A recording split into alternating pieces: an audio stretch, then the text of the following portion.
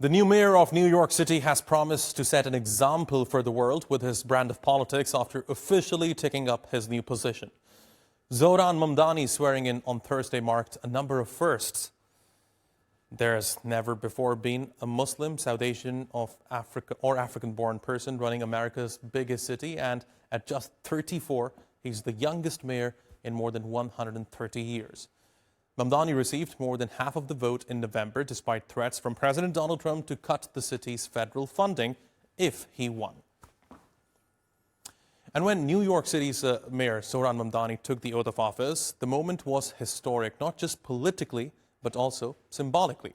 He chose to swear in on a Qur'an believed to date back to the Ottoman-era, preserved in the collections of a public library.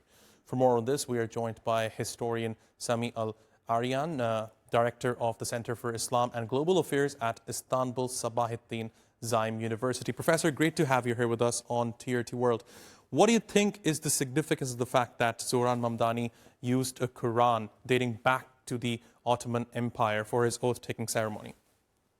It's very significant indeed. He swore in two Qurans. One belonged to his grandfather, and the other was a very historic Quran that belonged to the 19th century Ottoman Empire that was purchased by a philanthropist who donated his collections to the public library, and it became this particular day, on this particular day, the historic Quran to be sworn in. And of course, he is not the first Muslim public official.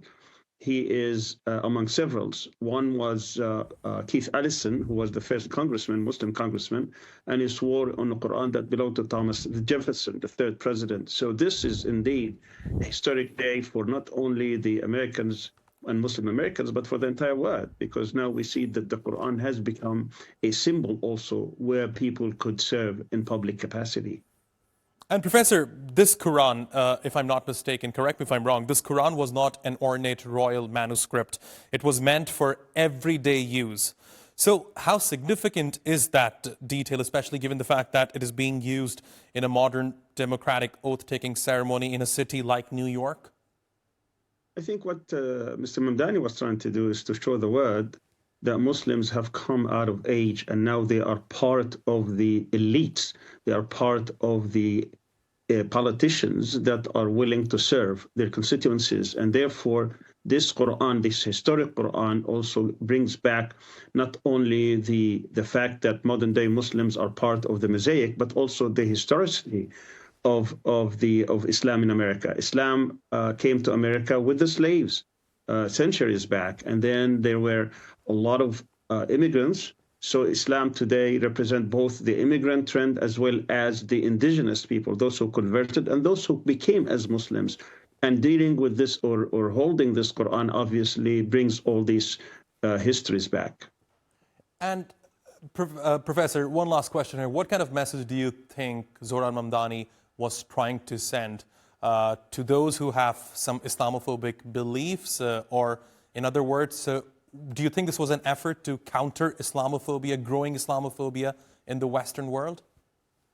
Indeed, throughout his campaign, as well as in his inaugural speech yesterday, it was very clear that he is very proud of his heritage, is very proud of his beliefs, not only those beliefs which are religious in nature.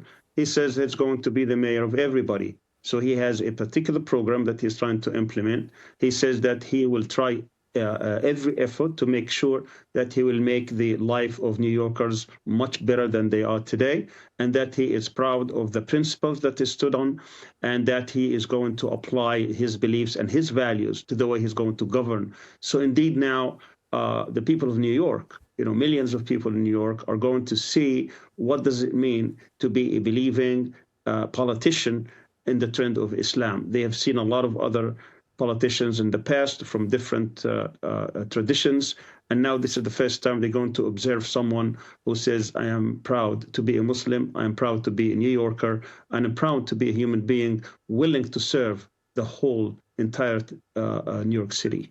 Fascinating insights. Professor Sami Al-Arian, thanks very much for joining me here on TRT World. I really appreciate your taking out the time. Thank you.